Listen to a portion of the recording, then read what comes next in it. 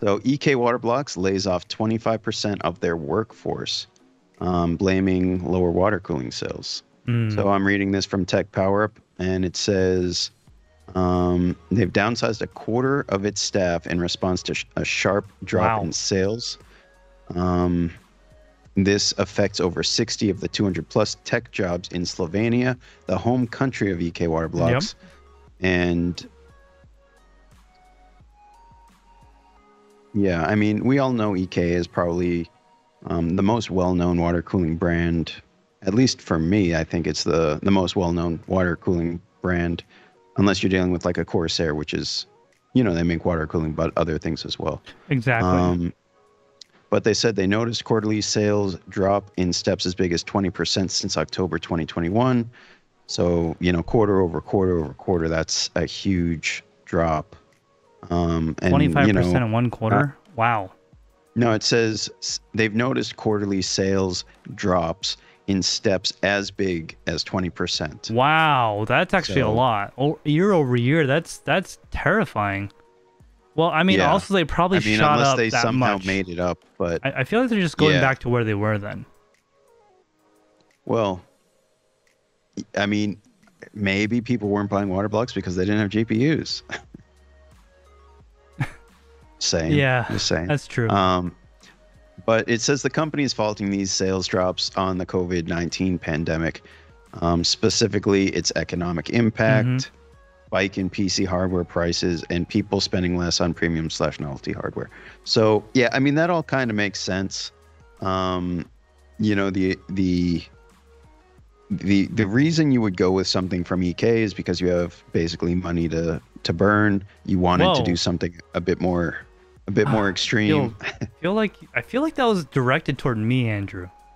I'm just saying you don't go with boutique water cooling with hundreds of dollars of all this EK hardware. I'm just like, oh. Well, I'm just saying, you know, you don't buy an EK pressure tester if you don't have money to burn. Oh man! Oh, shots fired!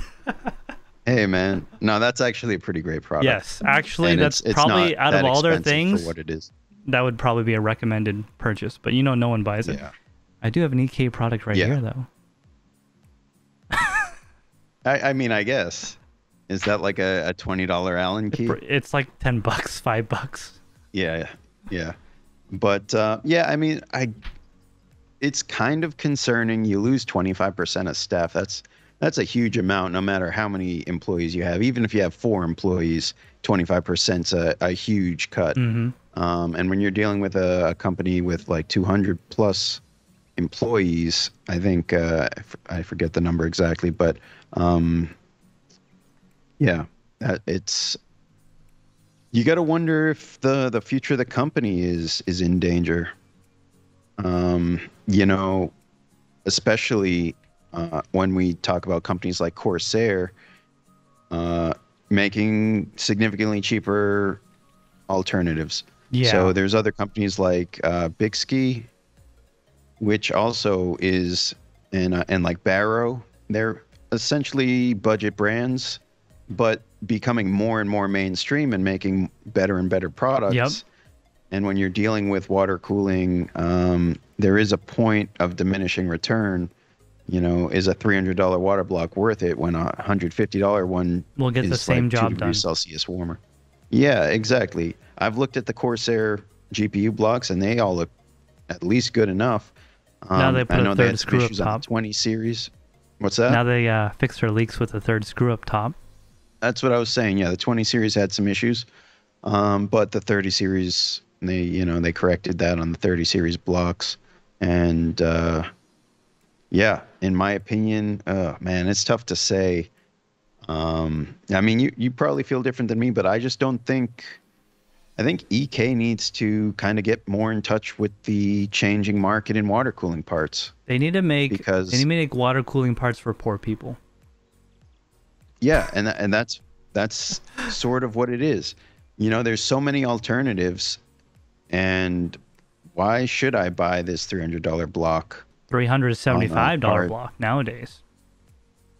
Yeah, but I mean, even if you're not buying a top of the line card water block, these blocks are not cheap whatsoever. No. I mean, for me, like the CPU blocks, I don't think one block is that much better than another. You know, I want it to be copper, nickel plated, and I want it to perform decently well, but I don't need the best block or, you know, 100th percentile, 98th percentile type of cooling, which EK seems to try and make, but the price is also like 98th percentile. Well, so it's funny we're talking about EK. I actually met them during the con. Oh yeah, by the way, guys, I also went to PAX East last week, right after I got bit by a dog. So I know some of you said that you were there or whatever, but I could never find you guys. So I actually spoke with Captain America, the CEO of America, Kat, and Jake, the marketing director or whatever. Pretty cool people, and I didn't see any indication of layoffs. So this must just be in Slovenia, because I talked to the whole crew. They were good. I don't think so. Was it just Slovenia, or was it everywhere? Yeah.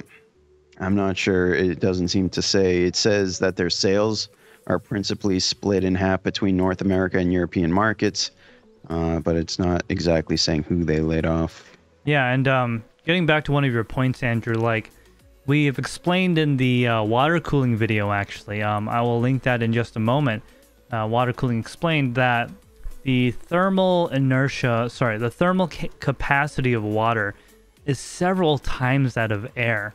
So at a certain point, you get the diminishing returns with water cooling is more apparent because the water is so efficient at removing heat from a component than air that it really doesn't make a difference after a certain point. For example, they did a test where the CPU plate was literally just a flat plate with no fins.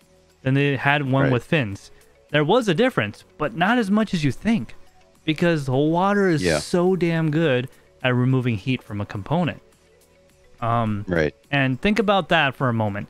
So this thing with micro fins, or whatever you want to call it, that costs a lot of money to machine, by the way, because that's not easy, versus literally a flat piece of copper. The performance delta is like maybe 20%. It's really not that much. And yet, I think it's significantly more. I think it's more to the point, like, dude, back in the day, you didn't have micro fins. You just had basically holes milled in a block so that you'd have like basically pin uprights. And that was, I really don't think there'd be such a huge difference between that and a modern block that it would make the old one unusable. I don't think it would be unusable. So when you're dealing with custom water cooling, there is a lot of cost involved. Yep.